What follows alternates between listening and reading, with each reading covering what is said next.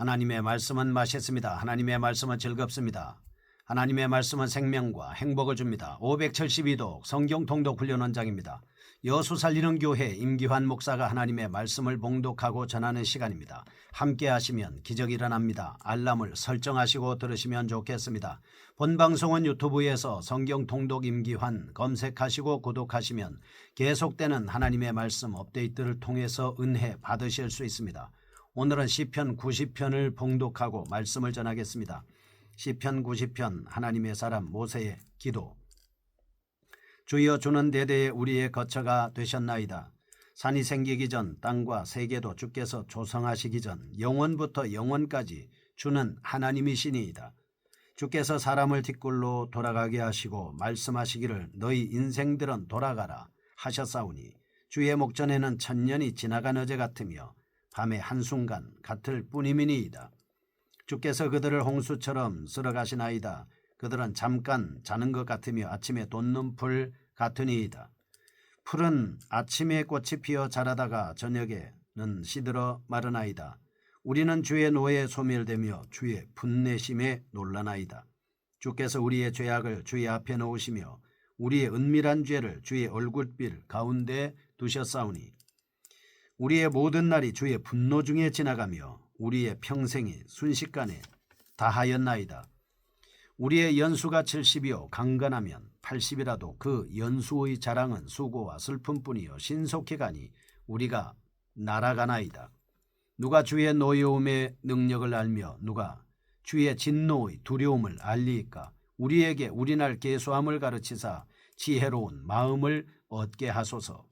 여호와여, 돌아오소서. 언제까지니이까. 주의 종들을 불쌍히 여기소서. 아침에 주의 인자하심이 우리를 만족하게 하사 우리를 일생 동안 즐겁고 기쁘게 하소서. 우리를 괴롭게 하신 날수대로와 우리가 화를 당한 연수대로 우리를 기쁘게 하소서. 주께서 행하신 일을 주의 종들에게 나타내시며 주의 영광을 그들의 자손에게 나타내소서.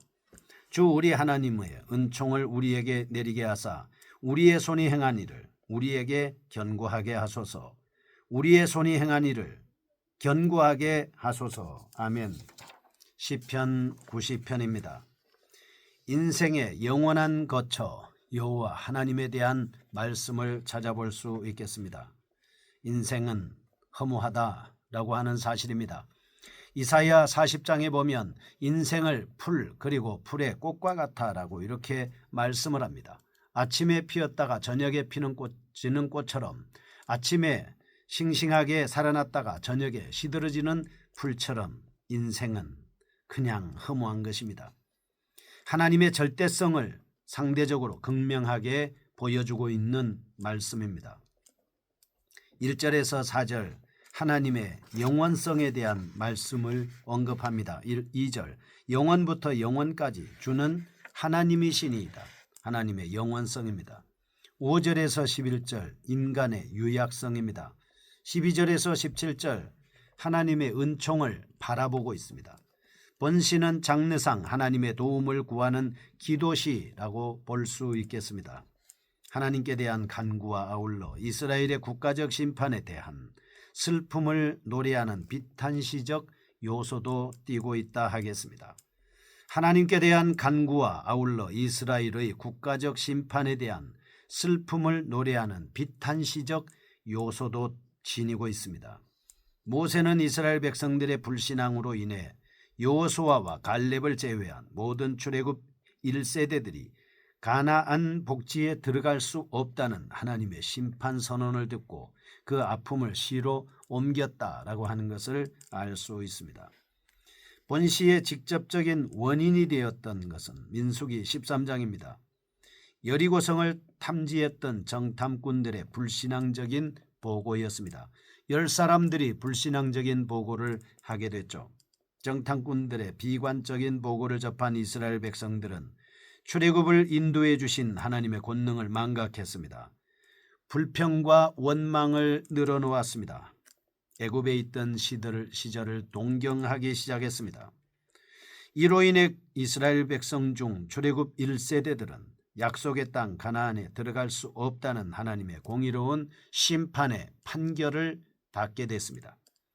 본신은 하나님의 광대하심과 인간의 왜소함이 대조적으로 구성되어 있습니다. 2절 하나님은 영원하신데 6절 인간은 들의 꽃과 같아 이렇게 말씀을 합니다.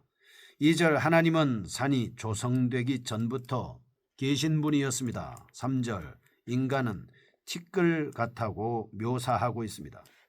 절대와 상대, 영원과 시간을 대조하여 좌절과 실망 그리고 허무만을 부각시키는 데서 그치지 않고 있습니다.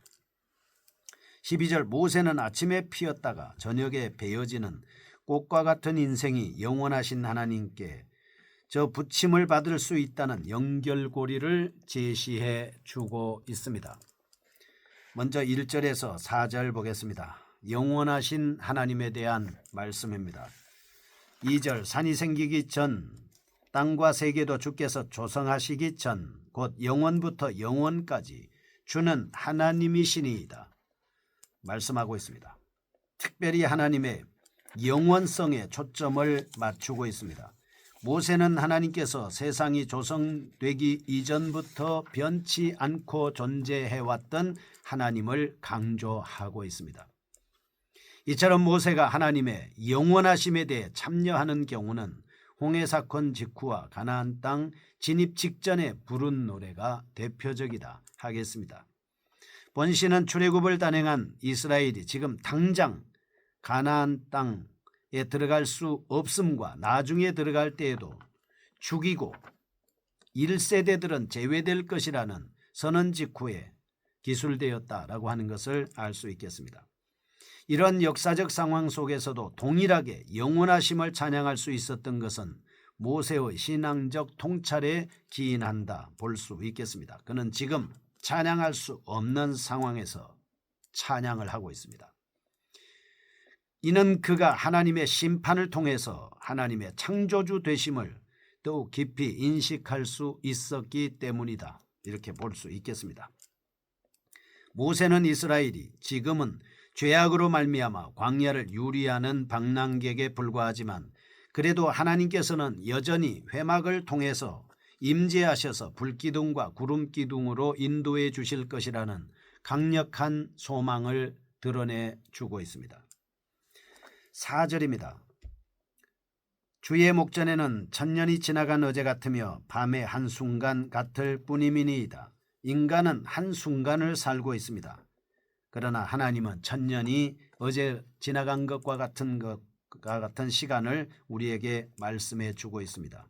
영혼의 상징적인 표현이다 라고 하는 것을 알 수 있습니다. 5절에서 11절입니다.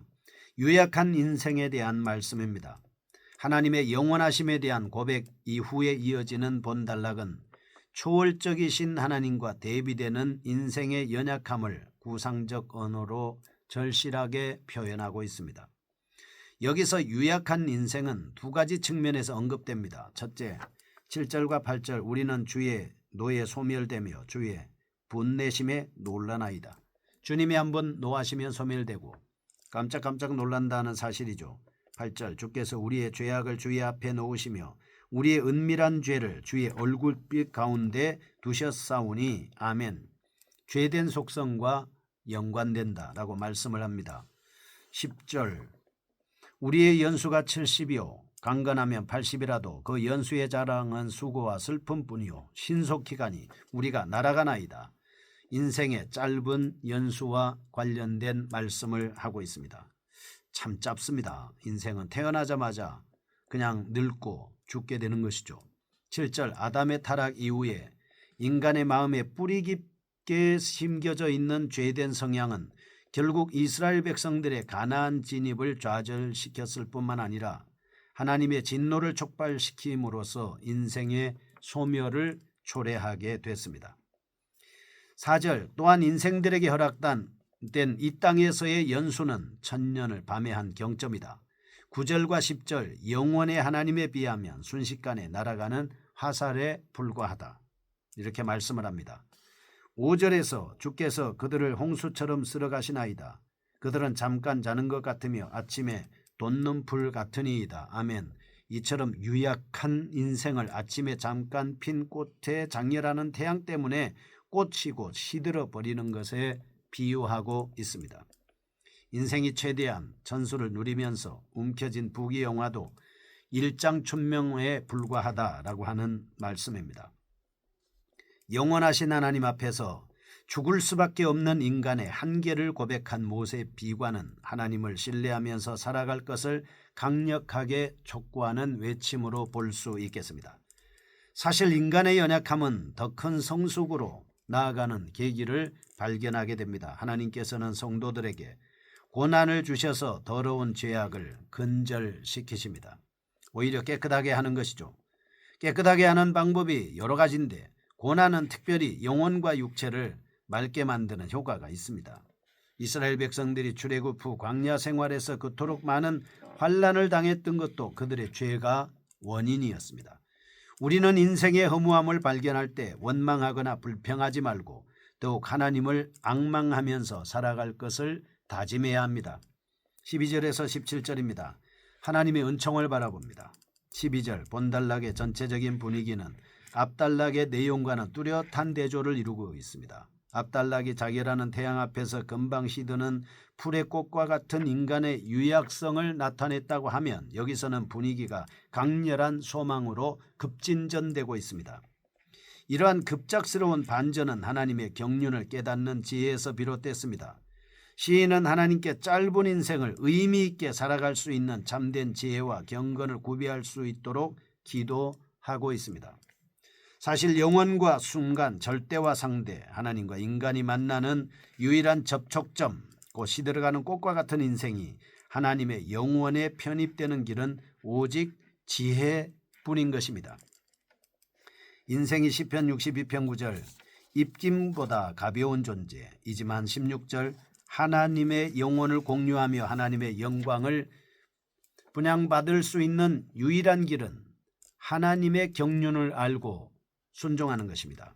이러한 자각은 모세로 하여금 13절 마땅히 구제책이 없는 상황 속에서 하나님께 당대의 긍휼을 구할 수 있도록 만들어주고 있습니다. 14절과 15절 또한 비록 시공의 제한을 받는 연약한 존재이지만 하나님의 영혼에 대한 약속을 믿고 희락과 평안을 누릴 수가 있습니다. 16절 하나님의 백성의 담대함은 여기서 그치지 않습니다. 후손들의 안녕에 대해서 기여할 수 있을 정도로 근본적인 평안을 소유하게 되는 것이죠.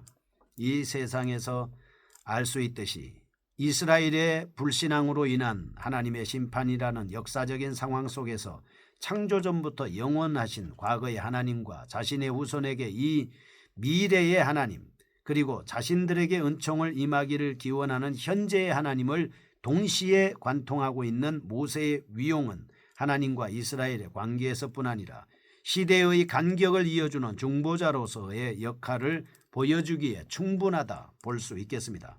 이상과 같은 내용을 감안해 볼 때 12절 이 시의 가장 중요한 부분은 하나님의 경륜을 알 수 있는 지혜의 마음입니다. 이 지혜는 위로 하나님의 영혼을 깨닫고 아래로 인생의 무상함을 직시하게 할 뿐만 아니라 영혼과 연결되는 것을 가능케 해주는 영혼의 산소를 공급해주는 호흡기와 같다라고 하는 것이죠. 따라서 하나님의 자녀들은 지혜와 계시의 정신을 통해서 하나님의 부르심의 소망과 기업의 영광의 풍성함과 성도들에게 베푸시는 하나님의 능력의 강력을 깊이 묵상하면서 광야와 같은 세상에서 절망의 유혹을 물리칠 수 있어야 하겠습니다. 시편 90편에 나타난 모세의 인생론 첫째 3절에서 6절 인류는 연약한 인생이기에 주님이 필요합니다. 둘째 4절에서 12절 덧없는 인생이기에 주님의 지혜가 필요합니다.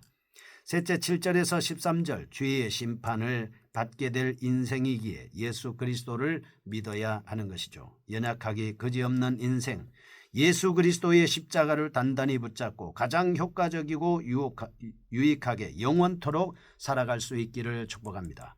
거룩하신 하나님 아버지여 연약한 인생 주님 만나 강하게 하시고 영혼을 사모하며 사는 저희가 되게 하여 주옵소서. 예수님의 이름으로 기도합니다. 아멘. 여수 살리는 교회 임기환 목사였습니다. 지금 극동방송을 듣게 하세요. 기적이 일어납니다. 우리는 지금 생명을 전하고 있습니다.